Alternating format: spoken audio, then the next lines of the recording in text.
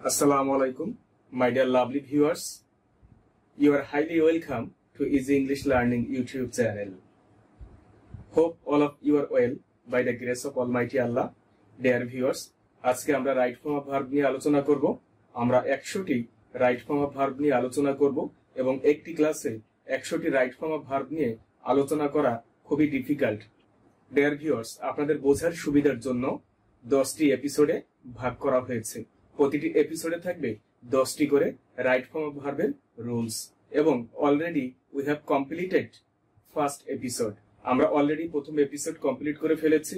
যারা এখনো প্রথম এপিসোড দেখেননি, please watch this video from my channel. আমার চ্যানেল থেকে ভিডিওটি অবশ্যই দেখে নেবেন। Okay dear viewers, let's begin our class for today.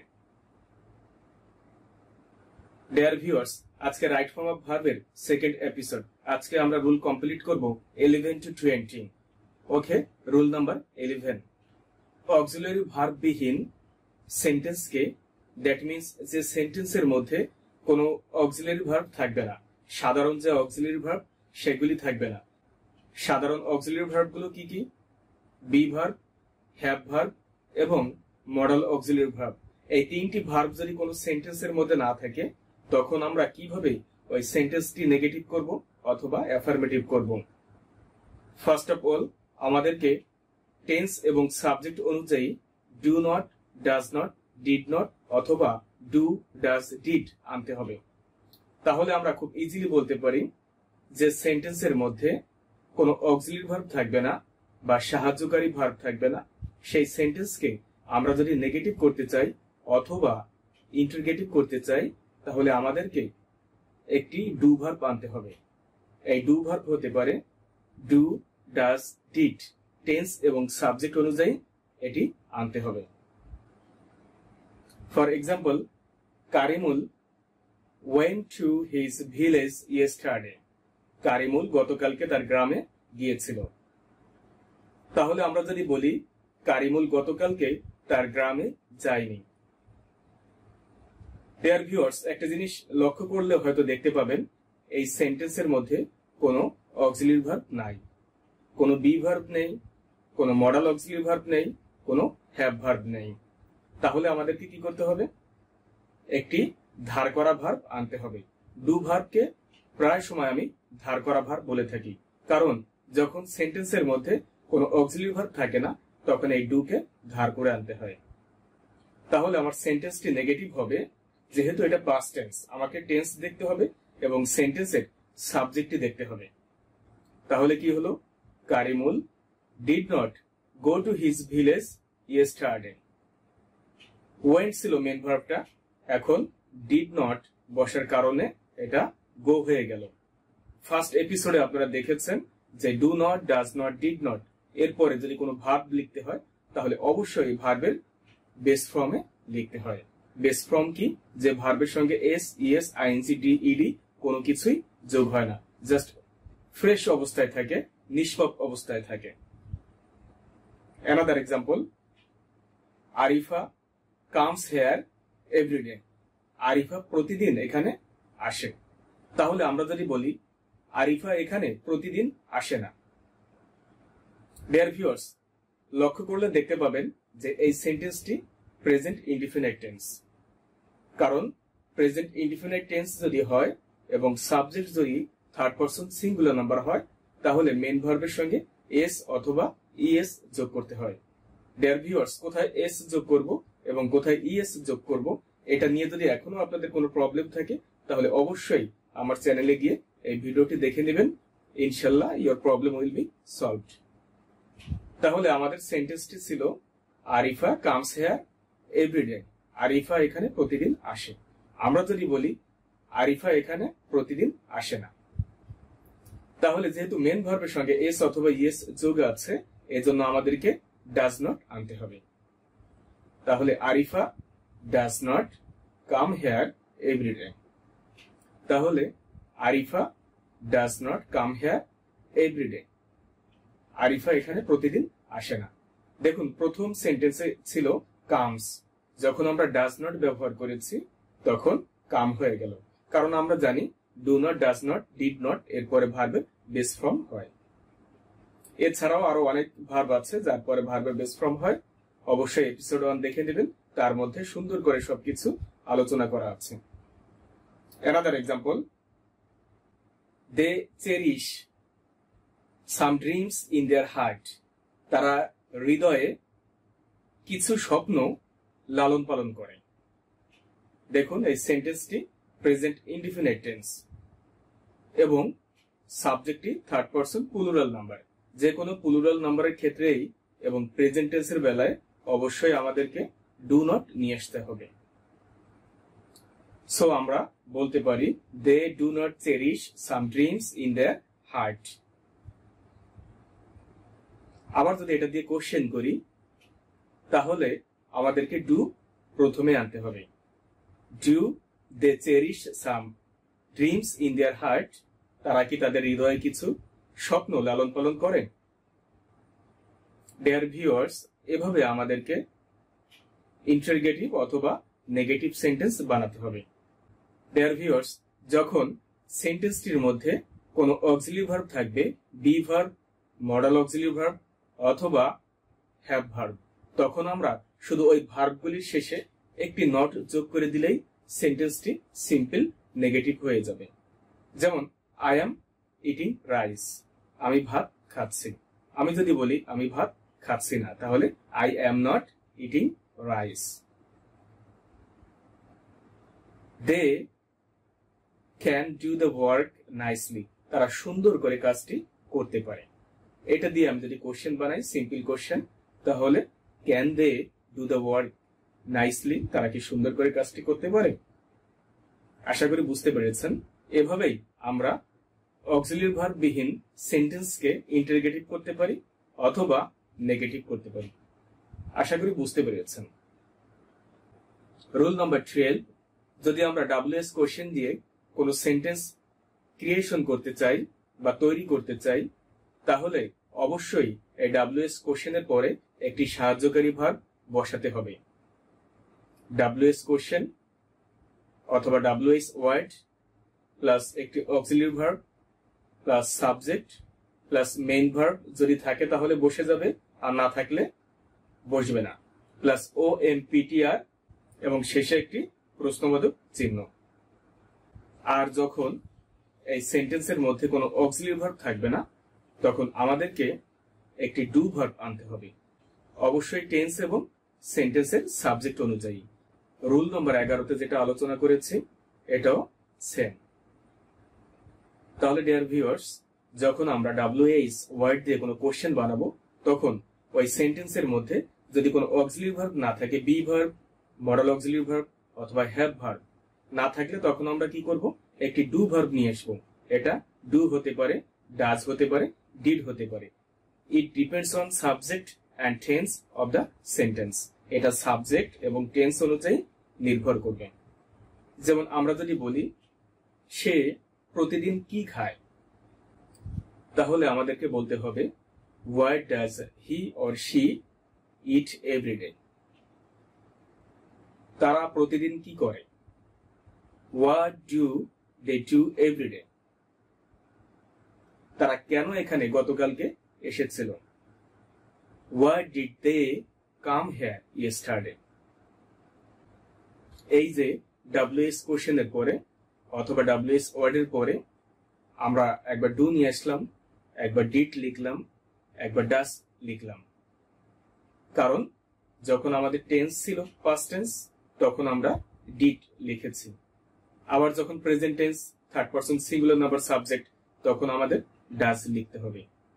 যখন সেন্টেন্সটি প্রেজেন্ট টেন্স এবং সাবজেক্টটি থার্ড পারসন প্লুরাল নাম্বার, তখন আমাদেরকে ডু লিখতে হবে। For example, what are you doing now, তুমি এখন কি করছো।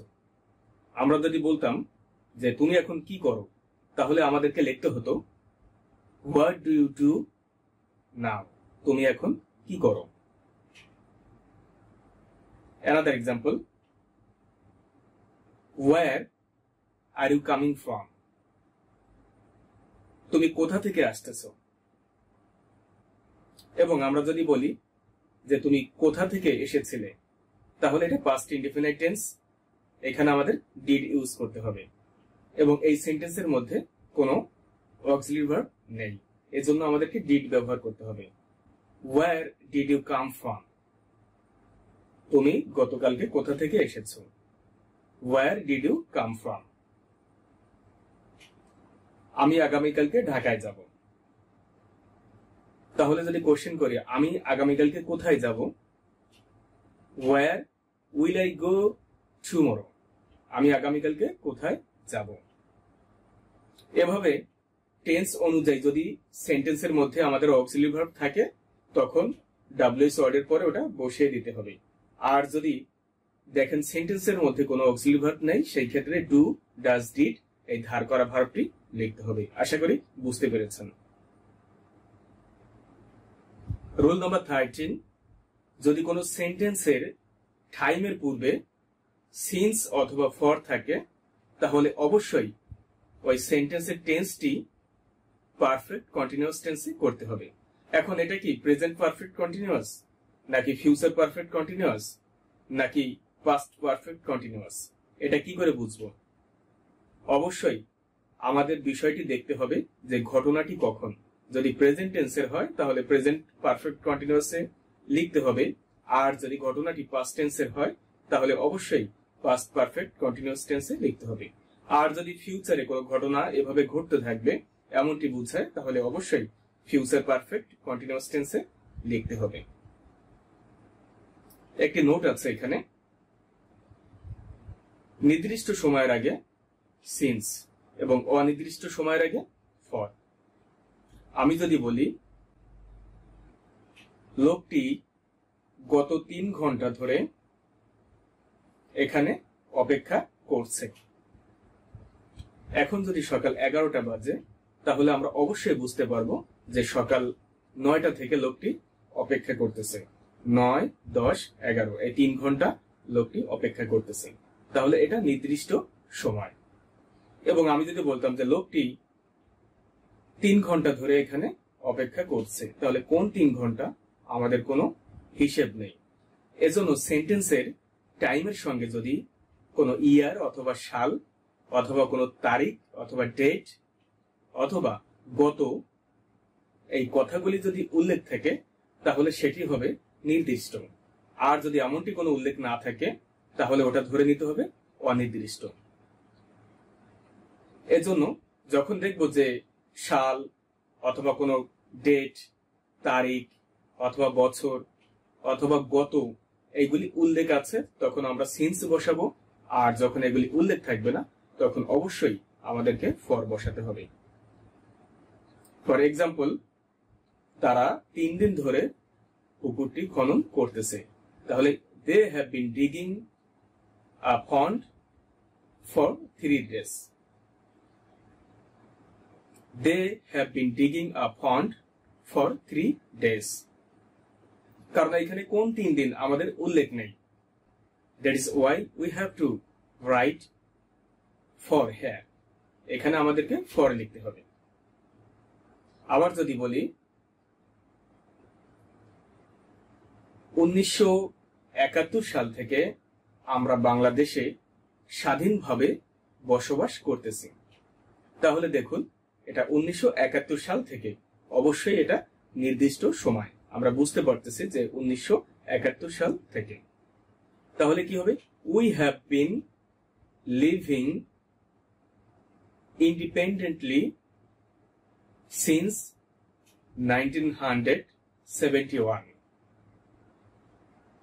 আর যদি বলতাম আমরা স্বাধীনভাবে 5 বছর ধরে এখানে বসবাস করতেছি, তাহলে we have been living independently here. আশা করি বুঝতে পেরেছেন। যখন আমরা দেখব সময়ের আগে সিন্স অথবা ফর আছে এবং ঘটনা অনুযায়ী আমাদেরকে বুঝতে হবে এটা প্রেজেন্ট টেন্স নাকি পাস্ট টেন্স না ফিউচার টেন্স, এটা যদি বুঝতে পারেন তাহলে অবশ্যই আমাদেরকে ওই সেন্টেন্সটি প্রেজেন্ট পারফেক্ট কন্টিনিউয়াস টেন্স অথবা পাস্ট পারফেক্ট কন্টিনিউয়াস টেন্স অথবা ফিউচার পারফেক্ট কন্টিনিউয়াস টেন্সে লিখতে হবে। যে কোনো একটি কন্টিনিউয়াস টেন্সে লিখতে হবে, এটা ঘটনার টাইমকে নির্ভর করে লিখবেন, কিন্তু টেন্সটি পারফেক্ট কন্টিনিউয়াস টেন্সে লিখতে হবে। আশা করি বুঝতে পেরেছেন। রুল নাম্বার 14, সিন্স যদি দুটি ক্লজের মাঝে বসে এবং সিন্স এর আগের ক্লজটি যদি প্রেজেন্ট ইনডিফিনিট টেন্স হয় অথবা প্রেজেন্ট পারফেক্ট টেন্স হয়, সেক্ষেত্রে সিন্স এর পরের ক্লজটিকে অবশ্যই পাস্ট ইনডিফিনিট টেন্সে করতে হবে। আর যদি সিন্স এর আগের ক্লজটি পাস্ট ইনডিফিনিট টেন্স হয়, তাহলে অবশ্যই সিন্স এর পরের ক্লজটিকে পাস্ট পারফেক্ট টেন্সে করতে হবে। For example, it has been 5 years since he go to London। এখানে গো আছে, তাহলে অবশ্যই আমাদেরকে কি করতে হবে? ওয়েন্ট বানাতে হবে, কারণ সিন্স এর আগে প্রেজেন্ট পারফেক্ট টেন্স আছে। It has been 5 years since he went to London. Another example, it is 3 years since she went there। 3 বছর অতিবাহিত হয়েছে সে সেখানে গিয়েছে। Another example, it is 10 years since he retired from his job। Another example, it is 10 years since he built a house। It is 5 years since she came here for living here। It was 10 years since he had gone to London। It was 10 years since she had written a book। Another example, it passed 20 years since her husband had died। দেখুন since এর আগে আছে past tense, এজন্য since এর পরে হলো past perfect tense. আর যখন since এর আগে প্রেজেন্ট ইনডিফিনিট অথবা প্রেজেন্ট পারফেক্ট হয়, তখন সিন্স এর পরের টেন্সটি অবশ্যই পাস্ট ইনডিফিনিট টেন্সে করতে হয়। আশা করি বুঝতে পেরেছেন। শুধু এতটুকু খেয়াল রাখবেন, যদি সিন্স এর আগে প্রেজেন্ট টেন্স হয় তাহলে সিন্স এর পরে বসাতে হবে পাস্ট ইনডিফিনিট টেন্স, আর যদি সিন্স এর আগে পাস্ট ইনডিফিনিট টেন্স হয় তাহলে সিন্স এর পরে বসাতে হবে পাস্ট পারফেক্ট টেন্স। আপনাদের জন্য একটি প্রশ্ন থাকবে, অবশ্যই কমেন্ট বক্সে এর অ্যান্সারটি দিবেন। It is 20 years since she had bought a laptop, or she bought a laptop। Which one is correct? Please write it into the comment box। Please write this answer in the comment box। Rule number 15, যদি সেন্টেন্সের সাবজেক্টটি all হয়, শুধু all, ALL all, এবং এটি যদি প্রবাদ বাক্য না বোঝায়, সেই ক্ষেত্রে অবশ্যই সাবজেক্টটি প্লুরাল আনতে হবে। আর যদি সেন্টেন্সটি প্রবাদ বাক্য বোঝায় আর সাবজেক্টটি যদি অল হয়, সেই ক্ষেত্রে আমাদের সেন্টেন্সের ভার্বটি অবশ্যই সিঙ্গুলার বসাতে হবে। For example, wall that glitters is not gold. চকচক করলে সোনা হয় না। এটা প্রবাদ বাক্য, এর জন্য ইজ হয়েছে, কিন্তু যখন প্রবাদ বাক্য হবে না তখন আমাদের কি করতে হবে? তখন অবশ্যই ভার্বটি প্লুরাল করতে হবে। দেখুন, সবাই এখানে উপস্থিত, তাহলে all are present here। সবাই এখানে উপস্থিত, all are present here। সবাই এটি পছন্দ করে না, all do not like it। এটা প্রবাদ বাক্য নয়, এজন্য এখানে do not হলো। আর যদি প্রবাদ বাক্য বুঝাতো তখন আমাদেরকে does not লিখতে হতো, কারণ তখন allটি সিঙ্গুলার হয়ে যেত। প্রবাদ বাক্য বুঝালে all হবে সিঙ্গুলার, আর প্রবাদ বাক্য না বুঝালে, জেনারেল বা সিম্পলি সাধারণভাবে বুঝালে এটা হবে plural. Another example, all is well that ends well. শেষ ভালো যার সব ভালো তার। এটি ইজ হলো আবার এন্ডের সঙ্গে এজ যোগ হলো এন্ডস ওয়েল, কারণ এটি প্রবাদ বাক্য। কিন্তু সিম্পলি যদি বলি যে সবাই গতকালকে এখানে উপস্থিত ছিল, তাহলে all were present here yesterday. সবাই খুবই মনোযোগী এখন। all are attentive now. সবাই আমার চ্যানেলটি সাবস্ক্রাইব করেছেন। all have subscribed. সবাই আমার চ্যানেলটি সাবস্ক্রাইব করেছেন। all have subscribed my channel. সবাই গতকালকে এখানে আসেনি। all did not come here yesterday. এই যে প্রবাদ বাক্য না হলে সাবজেক্টটি প্লুরাল হয়ে যাবে, আর প্রবাদ বাক্য বুঝালে সাবজেক্টটি সিঙ্গুলার করতে হবে। এটা মনে রাখবেন, এটা মনে রাখবেন। আশা করি বুঝতে পেরেছেন। রুল নাম্বার 16, যদি কোন সেন্টেন্সের সাবজেক্ট শুধু অ্যাডজেক্টিভ হয় এবং তার সঙ্গে দি যুক্ত থাকে, that means the plus adjective, যদি কোন সেন্টেন্সের সাবজেক্ট হয় শুধু দি প্লাস অ্যাডজেক্টিভ, অ্যাডজেক্টিভের পরে কোনো কিছু থাকবে না, দির আগেও কোনো কিছু থাকবে না, শুধু দি প্লাস অ্যাডজেক্টিভ, তখন আমাদেরকে অবশ্যই সেন্টেন্সের ভার্বটি প্লুরাল করতে হবে। যেমন the honest are respected by all, সবার দ্বারা সৎ ব্যক্তিগণ সম্মানিত হন। সুখীরা সবাই এখানে উপস্থিত, বা সুখী মানুষগণ বা সুখী মানুষেরা এখানে উপস্থিত। তাহলে the happy are present here, the old are coming here, বৃদ্ধরা সবাই এখানে আসছে। The new do not understand it properly, নতুনেরা বা নতুনরা এটা প্রপারলি বা যথার্থভাবে বোঝে না।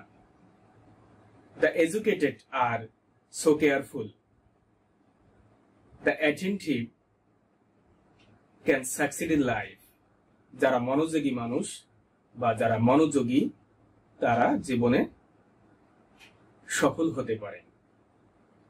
The romantic are loved by all, মানে রোমান্টিক মানুষরা সবার পূজনীয় হয় বা রোমান্টিক মানুষদেরকে সবাই ভালোবেসে থাকে।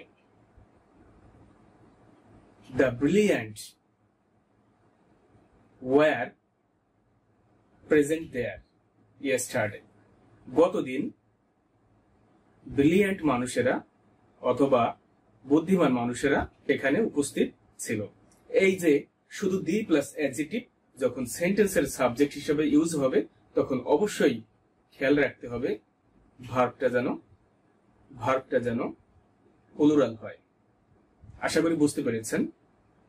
রুল নাম্বার 17, যদি কোন সেন্টেন্সের সাবজেক্টটি নাউন ফ্রেজে থাকে অথবা জেরান্ড থাকে অথবা ইনফিনিটিভ থাকে, তাহলে অবশ্যই ওই সেন্টেন্সের ভার্বটি সিঙ্গুলার করতে হবে।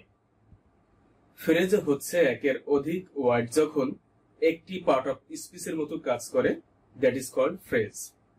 এবং যখন ওই ফ্রেজটি নাউনের মতো কাজ করবে তখন অবশ্যই ওটা নাউন ফ্রেজ। আর জেরান্ড হচ্ছে ভার্ব প্লাস আইএনজি অথবা ভার্বের সঙ্গে আইএনজি যুক্ত হয়ে যখন নাউনের মতো কাজ করে তখন that is called gerund.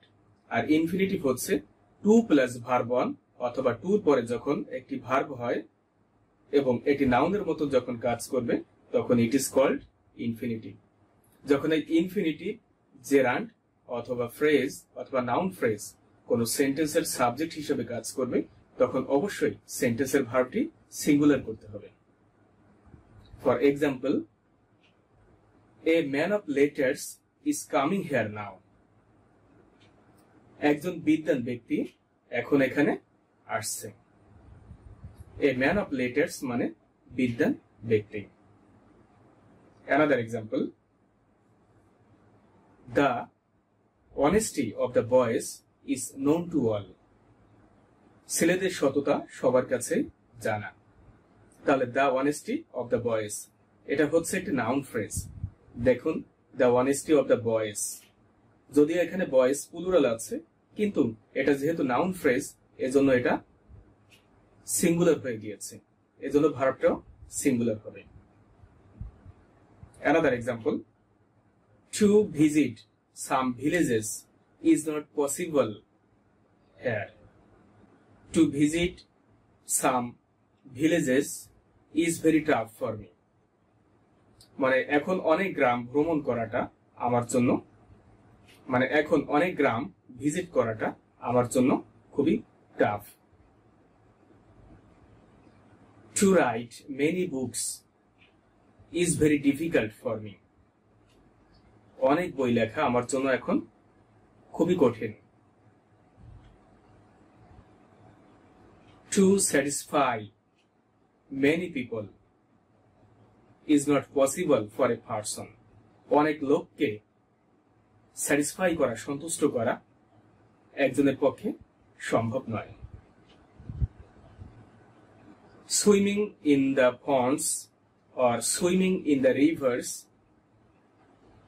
is so easy. অনেক পুকুরে অথবা অনেক নদীতে সাঁতার কাটা খুবই সহজ।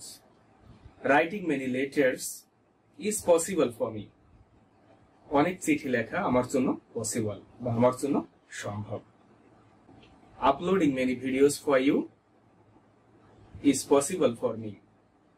আপনাদের জন্য অনেক ভিডিও আপলোড করা আমার জন্য সম্ভব অথবা পসিবল। এই যে the honesty of the boys অথবা টু ভিজিট সাম ভিলেজেস অথবা সুইমিং ইন সাম অথবা মেনি পন্ডস আর রিভার্স, এগুলি দেখুন এই যে ভার্বের আগে প্লুরাল নাউন থাকা সত্ত্বেও ভার্বটি সিঙ্গুলার হয়েছে, কারণ এগুলি হচ্ছে নাউন ফ্রেজ এবং জেরান্ড এবং প্রেজেন্ট পার্টিসিপল। কারণ এগুলো হচ্ছে নাউন ফ্রেজ অথবা ইনফিনিটিভ অথবা জেরান্ড হওয়ার কারণে ভার্বটি সিঙ্গুলার হয়ে গিয়েছে এবং সাবজেক্টটিও সিঙ্গুলার হয়েছে। আই রিপিট, সেন্টেন্সের সাবজেক্টটি যদি নাউন ফ্রেজে থাকে অথবা ইনফিনিটিভ থাকে অথবা জেরান্ড থাকে অথবা এগুলি দ্বারা সেন্টেন্সটি শুরু হয়, তাহলে অবশ্যই সেন্টেন্সটির ভার্বটি সিঙ্গুলার ভার্ব করতে হবে। আশা করি বুঝতে পেরেছেন। রুল নাম্বার 18, যদি কোনো সেন্টেন্স অন অফ দ্বারা শুরু হয় এবং এর পরে যদি প্লুরাল নাউন থাকে, তারপরেও সাবজেক্টটি সিঙ্গুলার হয়ে যাবে এবং ভার্বটি সিঙ্গুলার হবে। আই রিপিট, যদি অন অফ দ্য দ্বারা কোনো সেন্টেন্স শুরু হয় এবং অন অফ দ্যার পরে প্লুরাল নাউন বসে, তারপরেও আমাদেরকে অবশ্যই ভার্বটি সিঙ্গুলার করতে হবে। For example, one of the boys is so ill, ছেলেদের মধ্যে একজন খুবই অসুস্থ। One of the girls look so beautiful, মেয়েদের মধ্যে একজন দেখতে সো বিউটিফুল বা খুবই সুন্দরী। One of the mobiles is new, ওই মোবাইলগুলির মধ্যে একটি মোবাইল নতুন। তাহলে অন অফ দ্য এর পরে প্লুরাল নাউন হলেও অবশ্যই আমাদেরকে ভার্বটি সিঙ্গুলার করতে হবে। আর অন অফ দ্যার পরে সাধারণত প্লুরাল নাউন বসে, আর অন অফ দ্যার পরে সাধারণত প্লুরাল নাউন বসে। যখন আমরা অন অফ দ্য সেন্টেন্সের শুরুতে দেখব বা সাবজেক্ট হিসেবে দেখব, তখন অবশ্যই ভার্বটি সিঙ্গুলার করতে হবে, এটা মনে রাখবেন। আশা করি বুঝতে পেরেছেন। রুল নাম্বার 19, যদি সেন্টেন্সে সাবজেক্টটি মোর দেন অন থাকে, তাহলে অবশ্যই ভার্বটি সিঙ্গুলার হবে। আর যদি মোর দেন 2, 3, 4, 5 অনের উপর যা থাকুক, সেই ক্ষেত্রে ভার্বটি প্লুরাল করতে হবে। More than one boy is eating rice now, তাহলে মোর দেন অন হওয়ার কারণে এখানে ইজ হলো। আমরা যদি বলতাম মোর দেন 2 বয়েজ, তাহলে আমাদেরকে আর বসাতে হবে, কারণ মোর দেন অন হলে সিঙ্গুলার, আর মোর দেন অন এর পরে 2, 3, 4, 5 যাই হোক সেই ক্ষেত্রে আমাদেরকে প্লুরাল ভার্ব বসাতে হবে, এটা মনে রাখবেন। More than 3 girls are listening to me. More than 5 trees are being cut. More than 10 laptops are bought. মানে 10টির বেশি ল্যাপটপ কেনা হয়েছে। More than 20 books are sold here. মানে 20টিরও বেশি বই এখানে বিক্রয় হয়েছে। More than 5 students are present here. 5 জন বেশি ছাত্র এখানে উপস্থিত।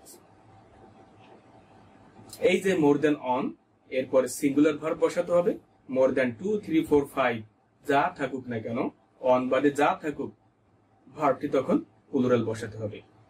মোর দেন অন এর পরে 2, 3, 4, 5 যা থাকুক, সেই ক্ষেত্রে ভার্বটি প্লুরাল বসাতে হবে। আশা করি বুঝতে পেরেছেন। Rule number 20 and last one. যদি এন্ড দ্বারা দুটি একই জাতীয় নাউন অথবা দুটি একই জাতীয় সাবজেক্ট যুক্ত হয়, তখন ভার্বটি সিঙ্গুলার হয়ে যাবে। আর যখন ভিন্ন নাউনকে যুক্ত করা হয় এন্ড দ্বারা, তখন ভার্বটি প্লুরাল হয়ে যাবে। ফর এক্সাম্পল, 2 and 2 makes 4 অথবা 2 and 2 is 4. On the other hand, laptop and mobile phone are new here. দেখুন এখানে ল্যাপটপ আর মোবাইল ফোন এই দুটি ভিন্ন বিষয়, এর জন্য এখানে আর হয়েছে। আমি যদি বলি bread and butter is my favourite food, তাহলে এখানে ব্রেড এবং বাটার একই জাতীয় খাবার, এর জন্য এখানে ইজ হয়েছে। আবার যদি বলি time and tide wait for none, অনেকে ওয়েটস দেন, ওয়েটস দেওয়া যাবে না, কারণ এখানে আপনার সাবজেক্টটি প্লুরাল, আর প্লুরাল সাবজেক্ট হলে ভার্বের সঙ্গে এস অথবা ইএস যোগ হয় না। Another example, Mr. Rahman and Mr. Azizul Haq were present here last night. গত রাতে মিস্টার রহমান এবং মিস্টার আজিজুল হক এখানে উপস্থিত ছিলেন। এই যে মিস্টার রহমান এবং মিস্টার আজিজুল হক দুইজন ব্যক্তি হচ্ছে ভিন্ন এবং এন্ড দ্বারা যুক্ত হয়েছে। ভিন্ন হওয়ার কারণে আমরা প্লুরাল ভার্ব বসিয়েছি ওয়ার। আর যদি একই ব্যক্তি হতো তখন আমরা ইজ বসাতাম অথবা পাস্ট টেন্স হলে ওয়াজ বসাতাম। Another example, mango and orange are so tasty. এখানে দেখুন ম্যাঙ্গো এবং অরেঞ্জ আলাদা বিষয়, আলাদা দুটি ফল, এজন্য এটা প্লুরাল হয়েছে। তাহলে আমরা বলতে পারি এন্ড দ্বারা যুক্ত সমজাতীয় বা একই জাতীয় কোন ওয়ার্ড যুক্ত হলে অবশ্যই ভার্বটি সিঙ্গুলার করতে হবে। আর যদি ভিন্ন দুটি নাউন এন্ড দ্বারা যুক্ত হয়, তখন ভার্বটি প্লুরাল করতে হবে, কারণ তখন সাবজেক্টটি প্লুরাল হয়ে যায়। আশা করি বুঝতে পেরেছেন। ডিয়ার ভিউয়ার্স, ভিডিওটি খুব কেয়ারফুলি দেখবেন, কারণ রাইট ফর্ম অফ ভার্ব খুবই গুরুত্বপূর্ণ। এমন কোনো এক্সাম নেই অথবা এমন কোনো সেক্টর নেই যেখানে ভার্বের প্রয়োজন হয় না। ম্যাক্সিমাম টাইম বলে থাকি একটি সেন্টেন্সের মধ্যে একটি ভার্ব অক্সিজেনের মতন কাজ করে। আমরা যেমন অক্সিজেন ছাড়া বাঁচতে পারবো না, তেমনি ভাবে একটি ভার্ব ছাড়াও একটি সেন্টেন্স তৈরি করা সম্ভব নয়। So it is so powerful and so important for us. Dear viewers, 1 to 10 এপিসোডগুলি দেখার জন্য আপনাদেরকে আমন্ত্রণ জানাচ্ছি। এবং ডিয়ার ভিউয়ার্স, কোন রুল বুঝতে যদি কোনো প্রবলেম হয় তাহলে অবশ্যই কমেন্ট বক্সে জানিয়ে দিবেন। I try my level best to make you understand. আর হ্যাঁ, আরেকটি কথা ডিয়ার ভিউয়ার্স, যারা আজকে নতুন ভিউয়ার্স তাদেরকে ওয়েলকাম জানাচ্ছি, এবং যারা আমার চ্যানেলটি এখনো সাবস্ক্রাইব করেননি অবশ্যই সাবস্ক্রাইব করে রাখবেন এবং একটি লাইক দিবেন এবং বেল বাটনটি অবশ্যই প্রেস করে দেবেন, যাতে করে নতুন ভিডিও আপলোড করার সঙ্গে সঙ্গে আপনি নোটিফিকেশন পেয়ে যান। Dear viewers, no more today. Here is the end of our class for today. সবাই ভালো থাকবেন, সুস্থ থাকবেন এবং নিরাপদে থাকবেন। আর আরেকটা কথা, প্রতিদিন একটি হলেও অন্যের জন্য ভালো কাজ করবেন। আসসালামু আলাইকুম।